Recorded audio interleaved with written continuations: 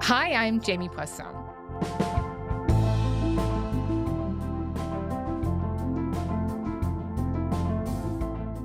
So, the first and very possibly the last U.S. presidential debate between Donald Trump and Kamala Harris took place last night. Keith Bogue is with me. Keith spent years as a correspondent for the CBC in Washington. He is one of my favorite people to listen to talk about American politics.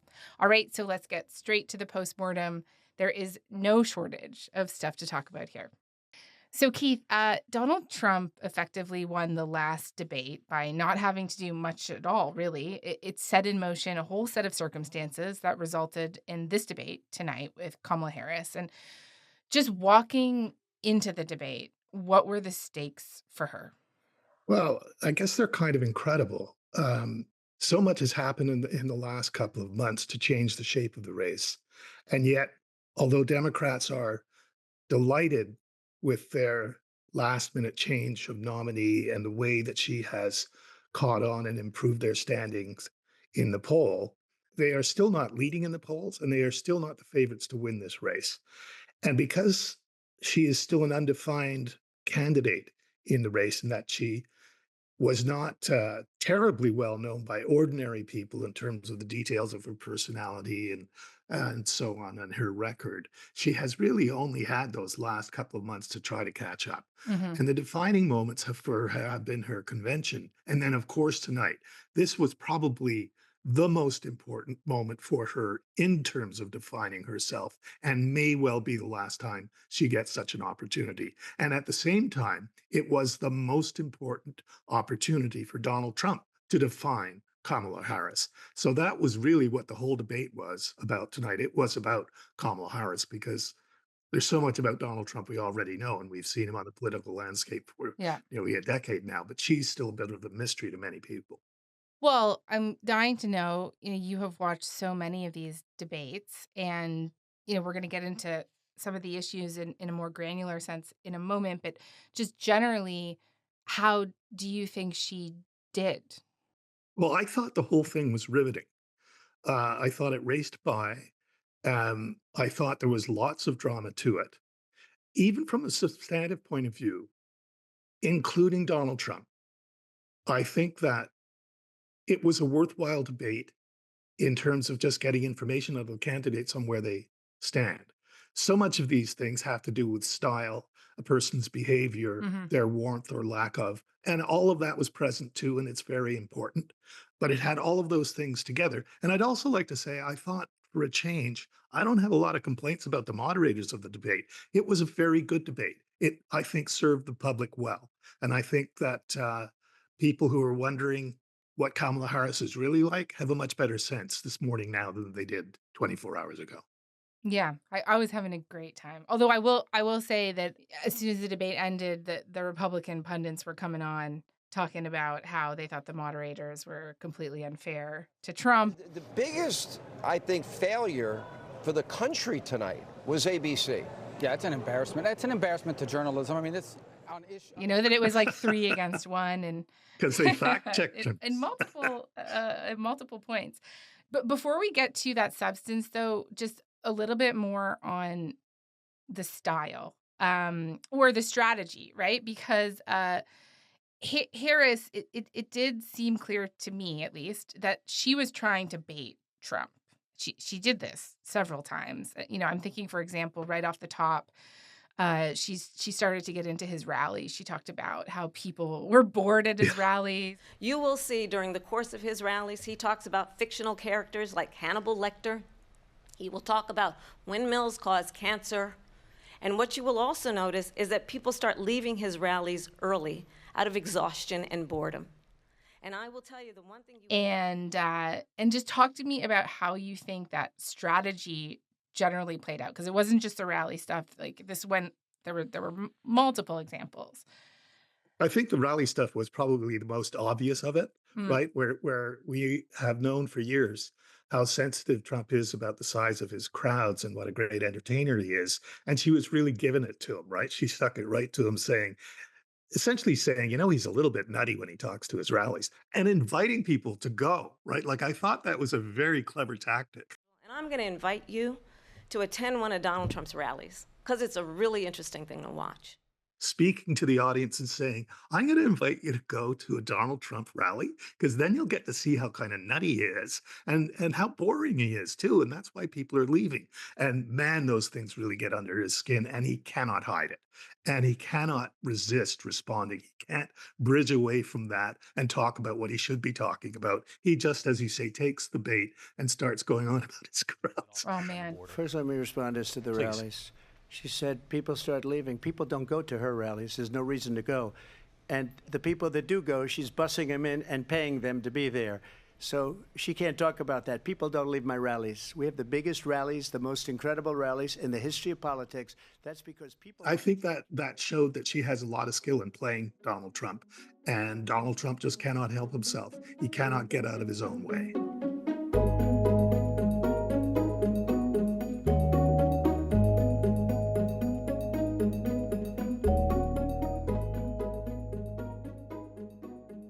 There was another moment where she picked a fight with him when she brought up his indictments, essentially, and then he went into this whole thing about her weaponizing the government. Vice President Harris, in your last run for president. Weaponized, please. This is the one that weaponized, not me. She weaponized. I probably took a bullet to the head because of the things that they say about me. They talk about... You know, I think maybe another standout moment was when she talked about how, like, world leaders are always talking, like, smack about him, and he kind of really went off on that, too. Viktor Orban, one of the most respected men. They call him a strong man. He's a tough person, smart. Prime Minister of Hungary. They said, why is the whole world blowing up? 3 years ago, it wasn't. Why is it blowing up? He said, because you need Trump back as president. They were afraid of him. China was afraid, and I don't like to use the word afraid, but I'm just quoting him. China was afraid of him. North Korea was afraid of him. Look at what's going on. How would you characterize Trump's performance generally? And you talked earlier about how his job was to try and define her, and how did he do there? Well, I mean, maybe he did okay for his base, but so much of it was playing to his base. And maybe he still feels secure that he can win the election with only his base. But for instance, you mentioned, his court cases and the indictments against him and how he was railing against the justice system as having been politicized and so on. And there is an audience for that, but it's an audience he already has. And the question for me is really, do you want to be spending that much time talking about the fact that you're a felon or that you have to face all of the indictments, that there have court cases ahead? Like, where is the upside for Donald Trump in all of that, except with his base, who he already has? But the idea that he can stand there and proudly say how much he admires Viktor Orban and how much Viktor Orban admires him and how the world was a better place when all his chummy dictator friends had him as the president of the United States. Again, I don't think that has broad appeal. I don't think he helps himself with that, but I don't think he can help himself when it comes to trying to control it. And then how do you think he did when it came to trying to shape the narrative around her? Part of me is reluctant to say, because I don't want to feel as though I'm speaking for 300 million Americans or whatever adult population may have been watching that. I've learned from covering many debates in Canada and in the United States that sometimes we see more than we should in these debates because we are talking to each other all the time and we're so familiar with the subject and we have our own way of grading it. And the public sees it very differently. So when it comes to how well did he do in defining her, I don't think clearly he wanted to define her as Joe Biden. That came up over and over again. I've never thought that that is a particularly persuasive thing for him to do against somebody who is so completely and obviously not Joe Biden. She is Biden. She's trying to get away from Biden. I don't know the gentleman, she says. She is Biden. The worst inflation we've ever had, a horrible economy because inflation has made it so bad. But I do think that tying her to the Biden agenda, and particularly through those kinds of things that make people ask themselves, was I really better off 4 years ago than I am now? And many people would answer that in the affirmative. Yeah, they do feel they were better off. I think in those ways, that was probably his most effective attack on her. And also, as a part of that, In his summation at the end of it, he said, you got all these plans that you want to do. You've had time to do them. Why didn't you? Yeah. That's, I think, a very effective message as well.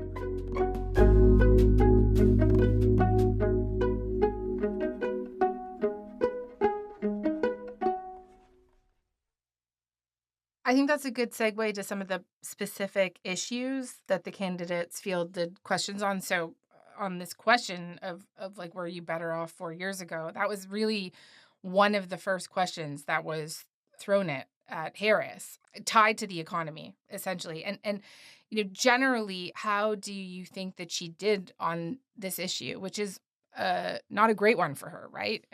There's an inflation, cost of living crisis. Yeah, it's hard to win on this issue. I think the Biden administration for a number of years has made the mistake of thinking that they could talk to the public about the economy in kind of macroeconomic wonky terms and that they would get it, that they would be able to talk about inflation coming down and people would say, oh, great, inflation's coming down. But people aren't like that. They experience inflation as the price of goods in the grocery store. And the price of goods in the grocery store is not coming down. The rate at which it's going up is coming down. Completely different thing. And what she did, I think, effectively, although I don't know whether you can ever be completely effective on this when you're dealing with the hand that she's got, is that she at least identified with how people are experiencing the economy. And she didn't talk down to them in a kind of academic, desensitized way. So I was raised as a middle-class kid, and I am actually the only person on this stage who has a plan that is about lifting up the middle class and working people of America. I believe in... She talked about them as a person who understands what it's like not to be able to afford the things that you used to be able to afford. Yeah, on that macro level versus the fact that you just can't pay your rent. Right. Immigration and the southern border, unsurprisingly, came up a lot, right? Donald Trump talked about it during segments where he wasn't asked about it. Ashley Babbitt was shot by an out-of-control police officer that should have never, ever shot her. It's a disgrace. But we didn't do this group of people that have been treated so badly. I ask, what about all the people that are pouring into our country and killing people that she allowed to pour in? She was the border czar, remember that. She was the border Did you hear anything tonight from Trump on immigration that surprised you? I kind of thought he'd go after it even more than he did. I mean, you're quite right that he bridged to it on a couple of occasions, but I think he missed opportunities. And I think I think it's probably his most effective argument. And he obviously almost enjoys fear mongering about the people who are coming across the border and painting them as the most savage, violent, murderous people you could possibly imagine, who will eat your pets if you let them, right? Yeah. Yeah, I'll just come in here for some clarification for people listening. There was this moment in the debate where Trump essentially said that immigrants in Springfield, Ohio, were eating people's dogs and cats. In Springfield, they're eating the dogs, the people that came in. They're eating the cats. They're eating the pets of the people that live there. And this is what's happening. And this is a wild, unsubstantiated claim that's been going around. Trump said at some point, I think that he saw it on TV. That was unspecified where. Yeah, but it's been bolstered online by these kind of bizarre AI images of cats and Trumps. And his sons are sharing this. And yeah. Yeah. So, he was bringing this thing up and the debate moderator said, look, this has been investigated and there isn't a shred of evidence that any of that is true. And he responded by saying, I saw it on TV. There have been no credible reports of specific claims of pets being harmed, injured, or abused by individuals within the immigrant community. Well, I've seen people on television. Let me just say here, this is the people on television say my dog was taken and used for food. So maybe he said that, and maybe that's a good thing to say. It's almost poetic that he would say that because he's the most TV president we've ever had, right? Like he exists in front of the TV tube or in front of the TV camera, right? He has those two roles. He's either on TV or watching TV, we're led to believe most of the time. And then we get to see, like from his own mouth, how important he thinks TV is compared to, say, fact checking or just knowing what you're talking about. He believed it was true because he saw it on TV. Yeah, it was really, I think, one of the most bizarre moments, or kind of most unhinged moments, it felt like, in the debate. Harris pushed back on him on immigration with a line that she's used. Biden used it. They accuse him of killing this bipartisan bill to address the border. And do you think that was enough from her tonight to quell people's concerns around this? Well, he doesn't have a good answer to that because it's true.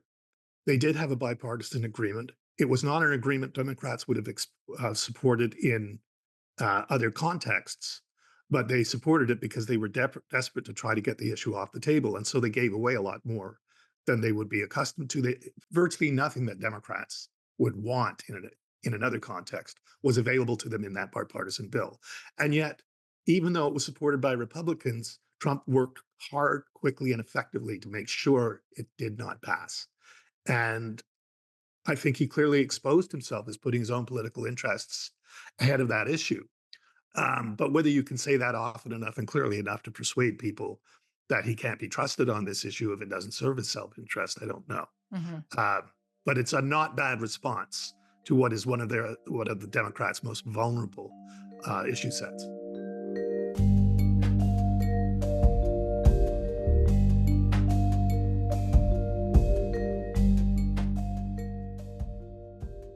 One issue that is a liability for the Republicans and for Trump is the issue of abortion. And that, of course, came up during the debate. It was a good chunk of the night. And what do you make of Kamala's performance on this question? This is a strong issue for her. And so how do you think that she did there? It was the moment, and it was fairly early in the debate. It was after the economic questions. They got straight to that. And it was the moment that I saw her shift into a more comfortable gear for her, where she knows the substance of the issue so well, she doesn't have to worry about that. But it was an opportunity for her to demonstrate great compassion across a range of complex issues and speak for how women feel when facing a variety of different healthcare challenges like that. One does not have to abandon their faith or deeply held beliefs to agree. The government, and Donald Trump certainly, should not be telling a woman what to do with her body. I have talked with women around. And I think it showed, as I say, her compassion and her comfort with the issue. And I think a really strong ability to talk to people from the heart. And in the course of that debate, Trump keeps reverting to telling people what they think. Every legal scholar, every Democrat, every Republican, liberal, conservative, they all wanted this issue to be brought back to the states where the people could vote. And that's what happened. And now, Ohio? And everybody's supposedly happy. I mean, that's just obviously not true. It's unclear to me why he would say such a thing and keep repeating such a thing, other than, the often demonstrated fact that he can't ever say that he was wrong about anything, right? So he has to portray himself as being in control of this issue, that he appointed the Supreme Court to do this and overturn Roe v. Wade, and overturning Roe v. Wade was a good thing. The majority of women in America don't agree with him, and he's telling them, yeah, actually, you do agree with me. I think that's mansplaining. He cannot win on this issue at all. He cannot persuade people. Yeah. He's never been consistent on his own view because he hasn't really thought about the issue. And that's been evident since he first entered politics and started answering questions almost nonsensically about abortion. He hasn't thought about it, and he should be smart enough to keep his mouth shut until he has had time to think about it more seriously, which I don't think is a day that will ever come. Well, even during the debate, she pressed him on whether he would veto a national abortion ban. He basically wouldn't answer it. But if I could just get a yes or no, because your running mate, J.D. Vance, has said that you would veto it if it did come to your desk. Well, I didn't discuss it with J.D. In all fairness, J.D., and I don't mind if he has a certain view, but I think he was speaking for me, but I really didn't. Look, we don't have to discuss it because she'd never be able to get it, just like she couldn't get student loans. They couldn't get student loans. They didn't even You got to think that. Well, what he's afraid of is like he has the support of the evangelicals and the Christians who all are, varying degrees of anti-abortion, some quite extreme. Yeah. And he doesn't want to be the guy up there who's saying, that, yeah, he would sign it and keep them happy and alienate a bunch of other people, or that he would veto it and lose them and gain probably nothing. I mean, it's just never been a good issue for him. He doesn't know how to handle it. And the more he talks about it, the worse he makes it. I think this was probably her strongest portion of the night. I mean, to me at least, just as a journalist watching it.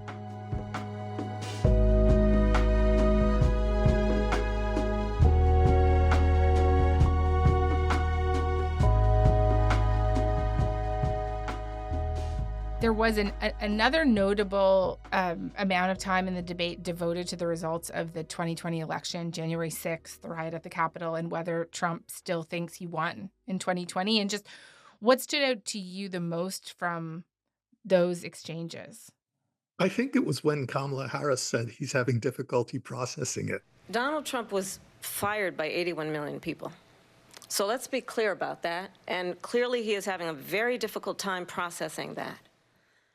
I mean, talk about an understatement, right? He incited a riot against the Capitol because he was having difficulty processing the results of the election. But that's what so many people feel, right? That this is a real problem for Donald Trump, that he cannot accept defeat. He cannot process it properly.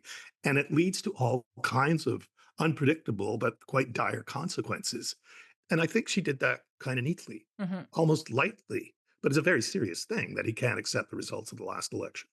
There were several foreign policy questions. Gaza, Ukraine, Afghanistan specifically came up. How would you sum up the exchanges and answers from Harris and Trump there? You know, I mean, foreign policy issues are almost by definition nightmarishly complex. Donald Trump has simple answers to them, which can sound appealing or persuasive or convincing to the right audience. I'll speak to one, I'll speak to the other, I'll get them together. That war would have never happened. And in fact, when I saw Putin after I left. Yeah, he's like, I would have just called up Putin and just that war would just be over. It'd just be over. Like I'd call up Hamas and the war. I mean, it's completely nonsensical, right? But it's if you want to answer those, if you want to treat those questions seriously, it's really a difficult challenge to explain a position in simple terms in a limited amount of time when those issues have developed over, in some cases, decades, in some cases longer, are extremely complex. And most unfortunately, there are probably no good answers, no completely satisfactory answers. Otherwise, we wouldn't be having the violence that we are seeing. You know, so you're given a choice. You can believe easy, kind of nonsensical solutions of one candidate, and that can help you get yourself through the night or whatever it takes. But the truthful answer from the other candidate is not very nourishing, satisfying, because it's just not, because the problems are complex, because the answers aren't easy, and none of them can be had without sacrifice. Keith, any other standout moments you think are worth us discussing here? You know, I think there were a lot of standout moments in body language. I heard somebody on television say that, you know, you could get a lot of information out of this debate by turning the volume left. And that comment really meant that you would see somebody quite clearly comfortable, serious, able to smile, laugh, look stern. I'm talking about Kamala Harris. And then somebody who looks angry and put upon and like he'd rather be anywhere else. And I think if these are the broad kinds of feelings that people come away with, I think that's a good thing for Harris. Whether it makes any difference at all in the end, is that our last question? Is that where we're headed here? Yeah, well, let me go straight to it, because there are 56 days left in this election. And what kind of sticking power do you think what happened tonight could have in November, especially if this is the only time that the pair of them will face off? So I don't know whether it can do Kamala Harris any good. I think it's a great relief, having gone through the Biden debate, that she clearly didn't do herself harm. But whether it matters even in a couple of weeks, I mean, we can't know that. But to the extent it really was about Kamala Harris defining herself, I think anybody who watched this tonight will know more about Kamala Harris, a lot more about Kamala Harris tomorrow than they did yesterday. And I think what they saw was someone who's comfortable with the issues, who speaks very, very clearly in moving from complex issue to complex issue or thought to thought to thought, and who can do so with compassion, understanding, a touch of anger, but not too much, a touch of humor, but not too much, but a lot of humanity. Well, I do want to note that when the polls start coming out in the next couple of days, we might not even know if it was the debate or if it was the fact that a bit of breaking news here. Taylor Swift just endorsed Kamala on her Instagram account with a picture of her and a cat. So Well, it's over who's now. to say? Who's to say? I'm only half joking about that. Anyways, Keith, this was great. It was a lot of fun. A really fun debate, and then this was a really fun conversation. So thank you so much. Thank you so much. Thank you for inviting me.